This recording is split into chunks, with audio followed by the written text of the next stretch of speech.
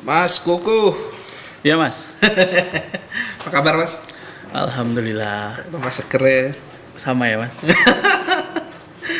Gimana libur corona? Karena corona libur ya. Luar biasa. Gabut. Gabut. Gabut ya. Ya. Masku, bisa minta tolong diceritain nggak sih gimana sampean kok bisa masuk di Universitas Pertahanan Indonesia, bahkan sampai dapat beasiswa ya? Jadi aku jelasin tentang Unhan dulu aja mungkin Oke, mas ya. sip. Jadi Universitas Pertahanan itu di bawah Kementerian Pertahanan. Jadi setiap negara itu biasanya punya satu universitas pertahanan ya, yang mengkaji dan mengeluarkan kajian tentang ancaman, terus bagaimana negara itu bisa merespon ancaman yang ada buat negara itu. Nah, di Indonesia itu ada dan baru berdiri tahun 2008. Itu namanya Universitas Pertahanan yang ada di Sentul. Bogor Nah, ya? Bogor. Bogor. Nah, dulu kampusnya di Salemba, sekarang ada di Sentul. Untuk mahasiswanya itu varied mas. Jadi ada yang dari TNI Polri, ada yang dari PNS, ada juga yang dari umum. Nah, saya ini kebetulan yang dari umum. Kebetulan 2 tahun setelah saya lulus S1, saya daftar ke sana. Kenapa saya daftar di Unhan? Karena kebetulan minat kajian saya itu di bidang pertahanan, khususnya di bidang resolusi konflik. Nah, itu relate sama background pendidikan saya di psikologi sosial, jadi relate ke sini. Terus untuk Universitas Pertahanan itu memberikan beasiswa penuh pada seluruh mahasiswa yang masuk. Nah, beasiswa penuh itu mulai dari uang saku bulanan, uang penelitian, beasiswa kuliah, biaya kuliah full total, biaya untuk penginapan, jadi di sana disediakan messing, makan 3 kali sehari, jadi semuanya All in lah ya. Iya. Gitu. Berarti ini ikatan dinas ya Mas ya? Sama kayak stan, stis gitu? Beda. Oh beda, beda ya. Gimana perbedaannya? Gini, kalau stanstis itu lulus kan langsung disalurkan. Nah, kalau kita ini diharapkan masuk Kementerian Pertahanan, diprioritaskan untuk masuk, tapi tidak dituntut untuk masuk. Jadi terserah kita. Bisa berkarya asik ya? Bisa berkarya di luar gitu. Soalnya kan ini sih saya dapat cerita dari teman-teman yang di stan. Katanya kan kalau di konsepnya di stan itu kuliah ya beasiswa juga. Nanti kalau misalkan nanti kan mereka disuruh mengabdi tuh sekian tahun. Kalau di masa pengabdian itu mereka mengundurkan diri, katanya harus bayar denda. Saya dengernya sih gitu. Gitu. Oh, berarti kalau di Universitas Pertahanan Unhan ya singkatannya ya. Unhan. Di Unhan itu nggak ada sistem penalti ya. Kalau penalti ada mas. Jadi ketika kita bikin pelanggaran atau mungkin kita nggak menyelesaikan studi, itu harus mengembalikan uang pendidikan. Sistemnya itu sama kayak di Amerika namanya NDU, National Defense University, atau di Eropa namanya NATO Defense University di Roma, Itali. Berapa mas? Apanya mas? Kalau misalkan kita kena penalti gitu, perkiraan estimasi? Kalau total jumlah biaya pendidikan itu 330 juta. Jadi tergantung kita berhentinya di mana. Mungkin kalau semester 1 gitu ya, mungkin nggak sampai segitu. Tapi ya jangan sampai. Jangan sampai lah ya. Tapi apa ada yang berhenti di tengah jalan? Ada, tapi nggak banyak. Paling karena faktor kesehatan mungkin ya, atau mungkin faktor pribadi. Tapi jarang sekali mas. Tapi kalau misalkan karena faktor kesehatan, karena dia sakit misalkan, apa nggak ada kebijakan khusus? Nggak ada, karena Tetap di awal kena ya? Iya, soalnya di awal itu kita sudah dites kesehatan, jadi dipastikan sehat. Kalau misalnya kita manipulasi kan pasti kesalahan kita sendiri. Oh sih. Kalau misalkan ini mas, hal yang terburuk tadi, misalkan kita kecelakaan sehingga, mohon maaf mungkin matanya sampai buta mungkin, sehingga dia nggak bisa ikut perkuliahan lagi. Itu apakah tetap lanjut kuliah atau gimana? Kalau kayak gitu biasanya force major mas, itu beda kebijakan. Oh beda ya kebijakannya ya. Oke. Enak nggak sih kuliah di tempat yang mungkin kelihatannya kayak sarang konflik? Enaknya itu gini mas, kalau di kampus lain biasanya kita kan nggak ketemu dosen-dosen yang high quality ya. Misalnya kalau di Unhan itu saya bisa ketemu dengan profesor-profesor yang topnya di Indonesia, kayak Profesor Salim Said misalnya. Nah itu jadi pengajar. Terus ada lagi Pak Iksan Malik, dia pelopor perdamaian juga.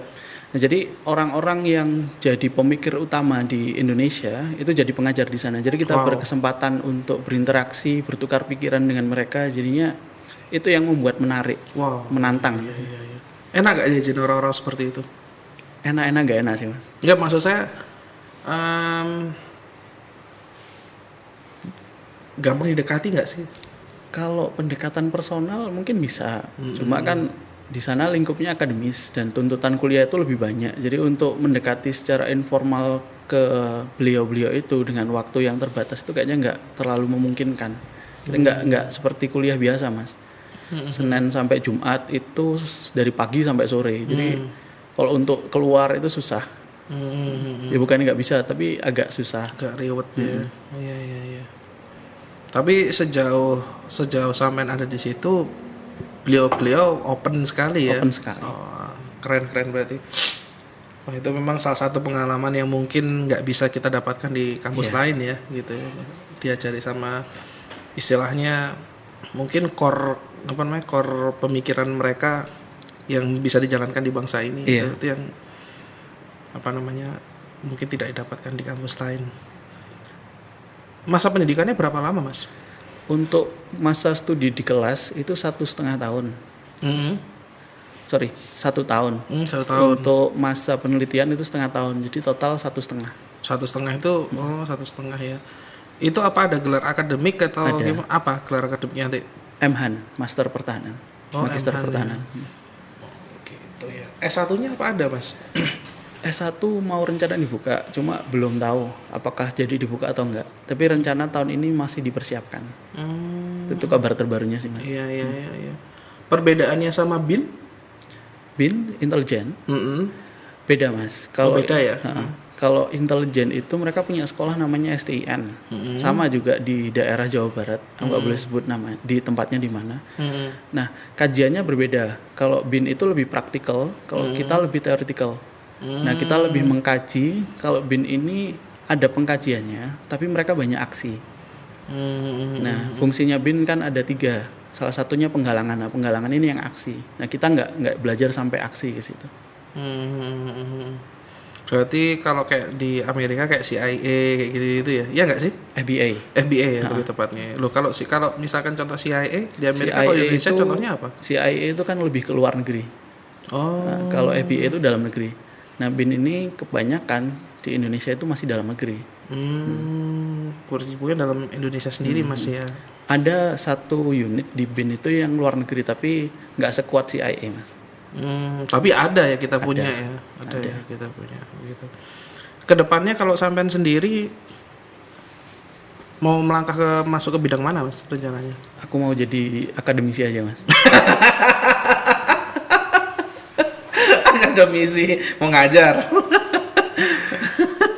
Kalau katanya Pramudia itu jadi orang yang merdeka. Ngajar ya, iya sih. nggak ingin terjun ya mungkin ke hal-hal yang lebih chaos mungkin. Mungkin ada orang yang lebih kompeten mas.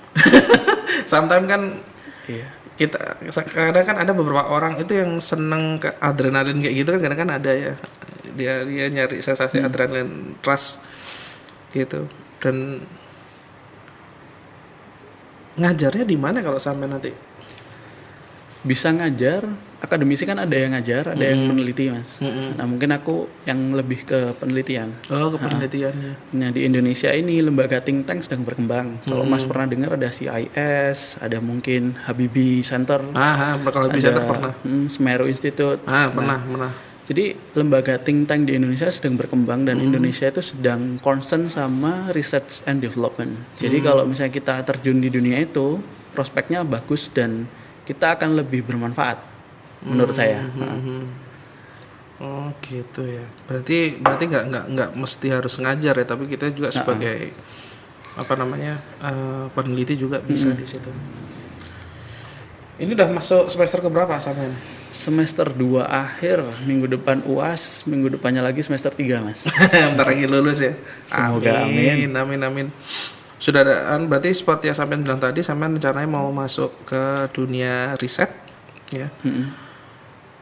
Selama sampean kuliah dari semester 1 sampai semester 2, pernah melakukan riset yang sifatnya mungkin sensitif nggak sih Mas? Sensitif itu yang seperti apa, Mas? Misalkan begini, ini pandangan opini saya pribadi ya, opini saya pribadi.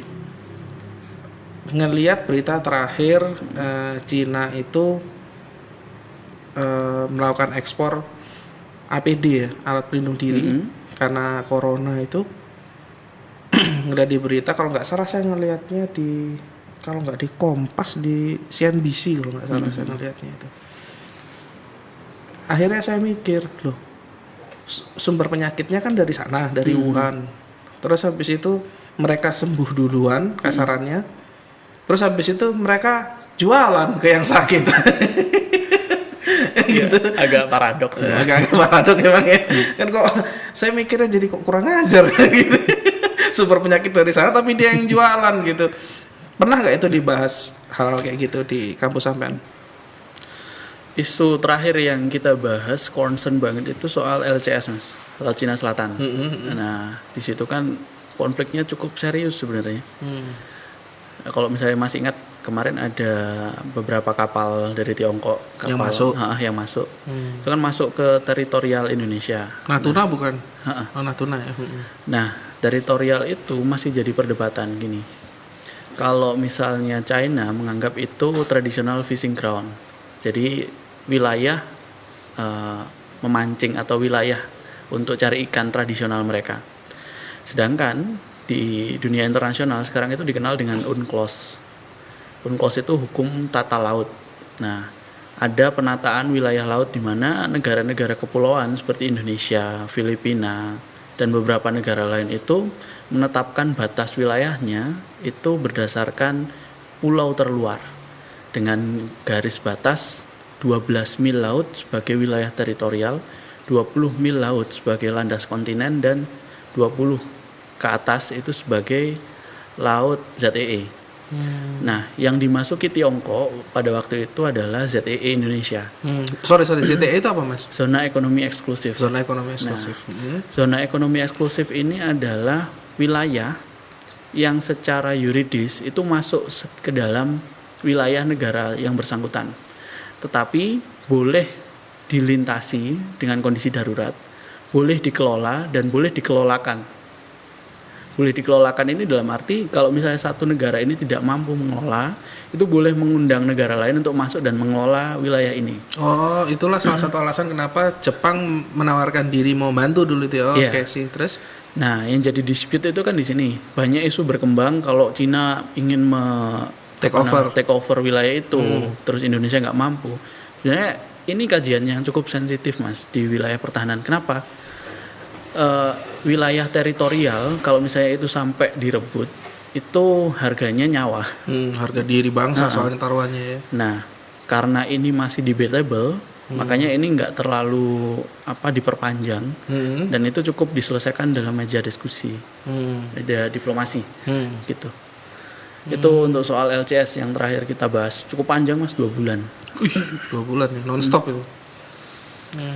Terus hasil diskusinya menyatakan bahwa dari pihak China salah apa enggak, Mas?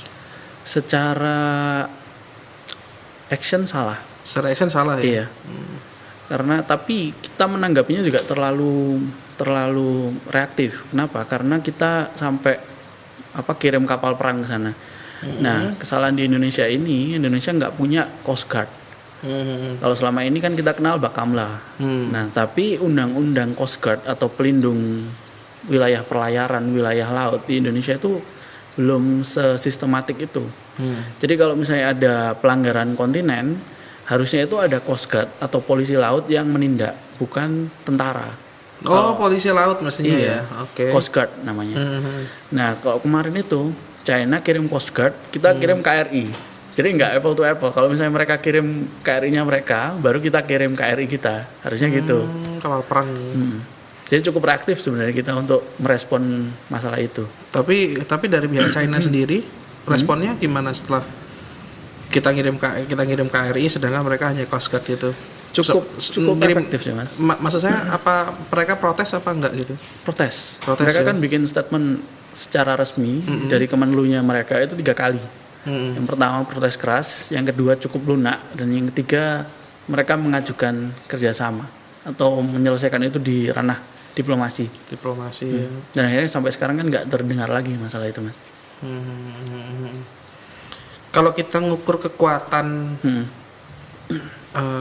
angkatan perang laut kita dibandingkan dengan China, secara matematis kita kalah kan sebenarnya ya. Jauh ya kalau kita itu secara matematis. Tapi kenapa kok Cina sampai mau berunding sama kita? Kalau sekarang itu doktrinnya, kalau dulu kan perang aja ya Mas ya. Tapi kalau sekarang itu semua negara itu menghindari perang. Kenapa? Ketika ada satu negara yang secara tidak salah diserang oleh satu negara lain atau agresi, itu maka akan ada perlindungan dari Badan Internasional PBB, UN Security Council pasti akan bertindak dan menindak. Itu terjadi ketika dulu, contohnya ketika Irak menyerang Kuwait. Pada saat itu Kuwait tidak melakukan apa-apa, tidak menyerang dan tidak melakukan pembalasan di awal. Era Saddam Hussein bukan? Iya. Nah, ketika Saddam menyerang Kuwait, otomatis semua negara di bawah PBB itu melancarkan agresi pada Irak sampai akhirnya Irak mundur dari Kuwait. Nah, itu menjadi contoh dan itu perang modern pertama terbesar yang tidak mau diulangi oleh negara-negara sekarang. Kenapa kok pada saat itu Irak menginvasi Kuwait pada saat itu? Minyak. Oh, minyak ya. Faktor minyak ya. Oh, kalau kita ngomong hal kayak gini ini sebenarnya agak sensitif juga sebenarnya. Lumayan sih Mas. lumayan sensitif ya gitu. Terus ini Mas, di perkuliahan sampean pernah tidak membahas tentang pandemi corona ini? Pandemi corona barusan aku bahas Mas. Oh gitu ya? Iya. Jadi kalau sekarang ini kuliahnya kan online. Kita lewat video conference Zoom gitu. Barusan tadi siang salah satu dosenku ngajar soal corona. Soalnya kan dari artikel yang pernah aku baca ada yang bilang itu senjata biologis lah apa. Menurut pandangan sampean apa itu benar? Kalau pandangan-pandangan kayak gitu kan mungkin bisa dirasakan, tapi susah dibuktikan ya Mas. Abu-abu lah ya. Tapi kalau dari sudut pandang sampean, apakah itu ada benarnya? Kalau opini sampean pribadi? Opini ya. Ya mungkin benar. Tapi saya nggak bisa membuktikan itu secara jelas. Mungkin gitu. Oh gitu ya. Soalnya kan kalau dari yang berseliweran saya baca ada yang bilang ini senjata biologis lah, yang apa namanya tujuannya untuk merusak sesuatu atau. Saya terakhir bulan Maret akhir minggu ketiga itu bikin survei Mas. Survei online gitu. Yang isi sekitar 290 orang. Nah, salah satu pertanyaannya yang saya ajukan itu apakah responden itu percaya bahwasannya corona adalah salah satu senjata biologis. Nah, hasil yang saya dapat cukup surprising Mas. 40% menyatakan iya. 20% menyatakan mungkin. 10% menyatakan tidak. Ya berarti mayoritas sebenarnya percaya. Iya. Secara persepsi ya Mas. Secara persepsi. Wow. Karena memang kalau ngelihat dari berita terakhir seperti yang saya bilang, dari yang saya baca juga, saya lupa medianya mana antara Kompas atau CNBC pokoknya. Mereka sampai sekarang ngekspor APD ke banyak negara. Gitu. Kalau nggak salah juga pabriknya Triple M. Apa itu Triple M? Triple M itu produsen alat-alat medis Mas. Nah itu kan aslinya dari US, tapi salah satu pabrik terbesarnya kan di Cina. Jadi mungkin karena produksinya paling besar di sana, mungkin diekspor ke lain negara. Kalau Mas mengikuti kemarin ada masalah itu gini, dari Cina itu mau bantu beberapa negara, ke Kanada terutama. Yang paling protes itu Justin Trudeau, mau ekspor masker. Tapi karena kebutuhan Amerika itu sangat besar, yang harusnya dari Cina itu ke Kanada, itu dibajak oleh Amerika. Isunya dibajak, maksudnya dibelokkan tujuannya jadi ke Amerika. Dan itu beberapa kali Mas, di Jerman juga, di Kanada, terus di beberapa negara yang lain. Terus Amerika juga menghentikan ekspor APD-nya ke negara-negara tetangganya. Jadi yang sebelumnya itu kebutuhan Kanada misalnya dipasok dari Amerika, sekarang nggak ada. Kanada, Meksiko itu ya, negara-negara Karena tetangga. iya, kondisi di US sekarang kan Kacau kacau. juga. Kalau menurut perhitungan sampean, perhitungan opini sampean, ya, kira-kira berapa orang yang akan terinfeksi dari corona ini? Kalau perhitungan, mungkin aku ngutip perhitungan yang beredar ya Mas. Kalau dari modalnya yang dibuat BIN, yang disebar oleh Kepala BNPB kemarin, aku ngikuti berita itu di bulan Juli itu ada sekitar 110.000. 110.000? Iya. Wow. Itu angka yang serius. Kenapa bisa sampai segitu Mas? Mungkin gini, karena kapasitas untuk ngecek sekarang kan nggak banyak. Nah mungkin sehari itu paling cuma berapa ribu, dan sampai sekarang kan cuma beberapa belas ribu yang dicek swab oleh Indonesia. Nah sedangkan banyak yang tidak dicek, yang mungkin positif. Ada istilah ODP, ada istilah PDP, dan itu jumlahnya berkali-kali lipat lebih banyak. Selalu naik kan tiap hari. Dan itu lebih banyak daripada pasien positif yang belum bisa dibuktikan itu positif atau negatif. Nah mungkin di situ itu yang jadi perhitungan, dan itu mungkin sekali. Wow, ratusan ribu ya. Perkiraan kematian berapa persen kira-kira? Kalau fatality rate itu kalau di seluruh negara ya Mas, itu biasanya 3%. Tapi kalau di Indonesia kemarin udah sampai 9%. Iya, hampir 10 kita lihat ya. Ya lumayan. Itu bencana itu. Iya, bencana memang. Seandainya itu terjadi dari sektor ekonomi bagaimana Mas? Kalau aku ngikuti pemberitaan kemarin ya Mas, ada realokasi anggaran. Banyak anggaran kementerian itu dipotong, termasuk anggaran dari Kemenristek 40 triliun. Kalau di total kemarin berapa? 450 triliun. Wow. Penanggulangan COVID. Tapi apa itu cukup untuk menangani se-Indonesia Raya? Nah, itu yang jadi pertanyaan. Kalau kita berkaca ke negara lain, misalnya ke Singapura, dengan kontinen yang sekecil itu, mereka nganggarkan 6,4 billion dolar. Wih, 6,4 miliar dolar. Itu kalau di triliun, kalau dikurskan ya. Kalau dikurskan sekitar 114 triliun. Itu hanya untuk corona Mas. Jadi belum untuk stimulus ekonomi belum ya. Itu sekecil itu. Wow. Kalau dibandingkan ya mungkin kurang. Tapi kalau misalnya kita ngelihat kondisi sekarang, ya mungkin masih ada harapan. Ya. Dengan anggaran ratusan triliun yang akan sudah ya, sudah disuntikkan ya, sudah ya, yang sudah disuntikkan oleh pemerintah ke banyak sektor, ya. Itu apa bisa membantu Mas? Maksudnya dalam artian apakah dalam waktu singkat itu bisa menyelesaikan masalah? Kalau dalam waktu singkat mungkin enggak Mas. Tapi untuk menghadang destruktif efeknya supaya tidak terlalu dalam itu mungkin. Kayak program jaring pengaman sosial kemarin yang pemerintah melipat gandakan penerima BNPT, bantuan pangan, terus PKH, keluarga harapan. Itu mungkin bisa mengangkat orang-orang yang bekerja di bidang informal dan 10% orang termiskin di Indonesia untuk nggak terlalu terdampak. Tapi kalau kita mikir bagaimana output ekonomi ke depan, ya mungkin akan butuh lebih dari itu. Karena ada potensi chaos nggak sih Mas? Kalau chaos secara sosial mungkin ada, tapi potensinya ada ya. Iya. Bisa gini Mas, kita kan terbiasa kerja. Orang-orang juga terbiasa kerja. Di lingkungan sekarang kan crowd untuk kerja.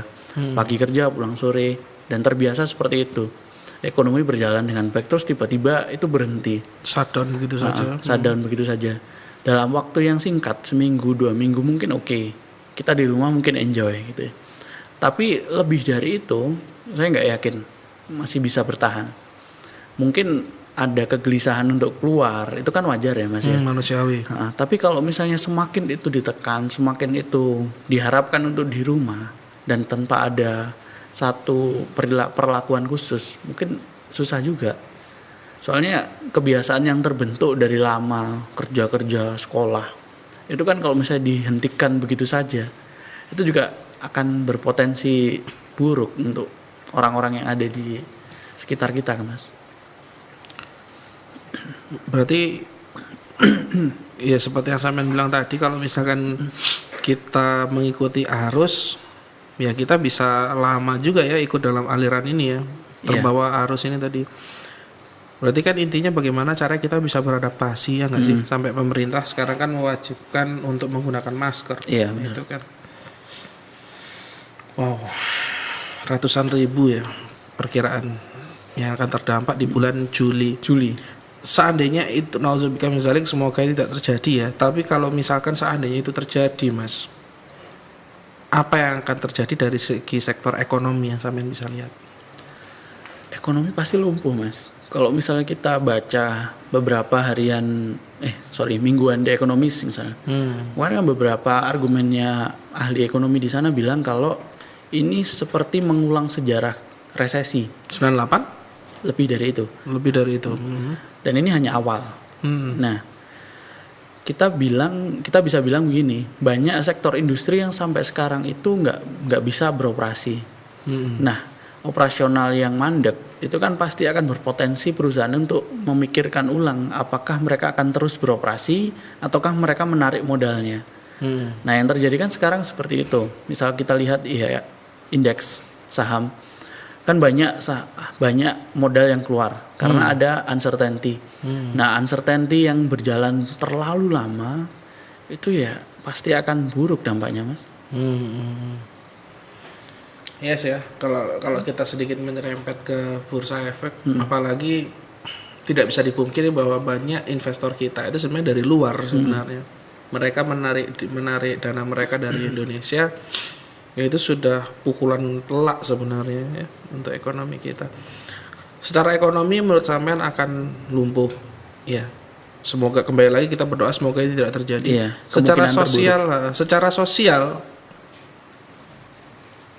chaos, tingkat chaosnya itu seperti apa, Mas? Apakah sampai kalau di 98 kan seingat saya sampai ada penjarahan dan lain-lain. Mungkin dimulai dari tingkat kriminalitas yang tinggi, Mas. Ketika orang ada di rumah, mereka nggak menghasilkan apa-apa, nggak punya penghasilan, mereka butuh makan. Gimana caranya makan? Apa yang bisa dilakukan? Misal pencurian, perampokan itu mungkin akan meninggi. Mungkin ya, Mas ya.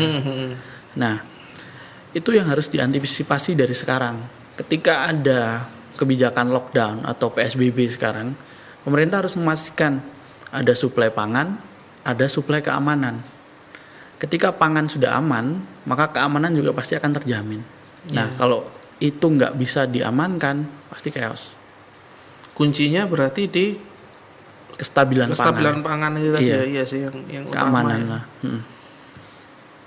Apa pemerintah kita mampu menurut pandangan sampean menjaga kestabilan itu? Sejauh ini kalau kita lihat tingkat inflasi nggak terlalu berdampak ya, Mas ya. Mungkin belum berdampak, tapi sejauh ini masih terkendali. Tapi nggak tahu kalau ke depan tetap seperti ini ya, pasti akan ada skenario buruk yang terjadi.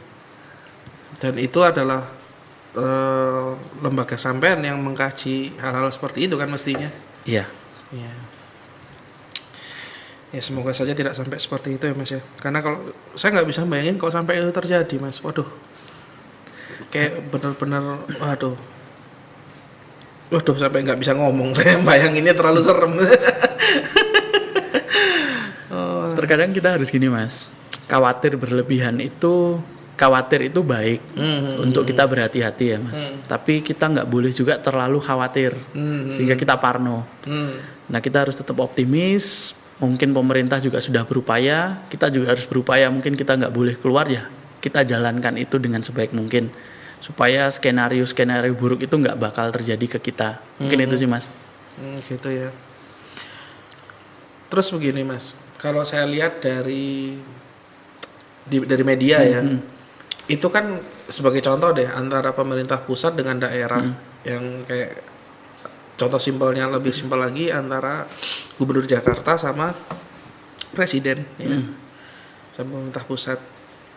Menurut pandangan sampean mereka itu sudah sinkron apa belum sih untuk penanggulangan corona ini? Kalau aku bilang di awal ya, Mas ya, mungkin di awal kemarin itu semuanya gagap. Karena baru pertama kali Iya. ya. Dan ini nggak pernah terjadi sebelumnya. Mungkin ada, tapi itu sebelum adanya Indonesia. PES, terus mungkin Black Death, Iya. flu Spanyol. Flu Spanyol.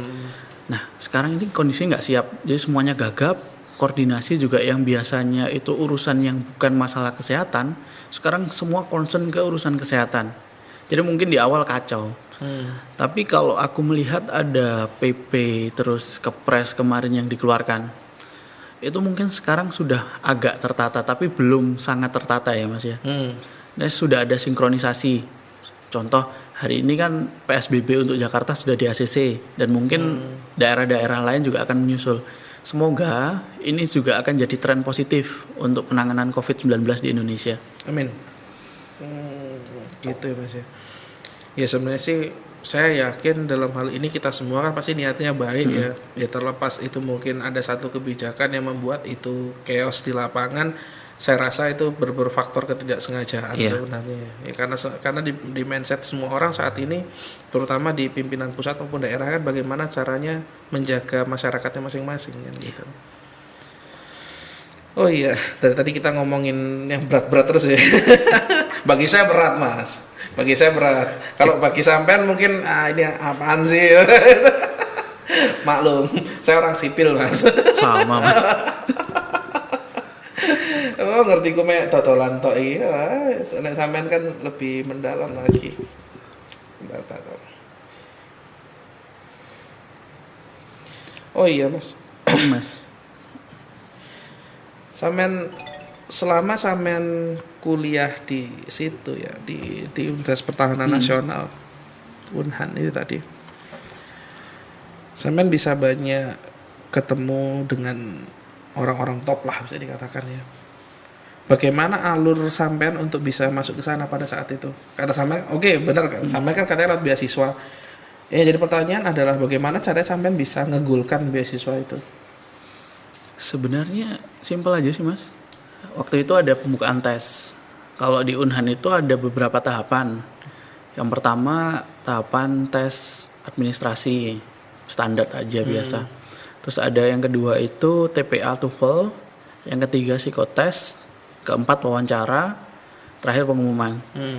Dari kesemua tahapan itu ya standar aja Mas, kayak pendaftaran biasa. Kalau misalnya memang kita ada kompetensi atau ada potensi untuk jadi mahasiswa di sana pasti akan diterima. Nggak seberat yang dipikirkan kok Mas. Oh gitu ya.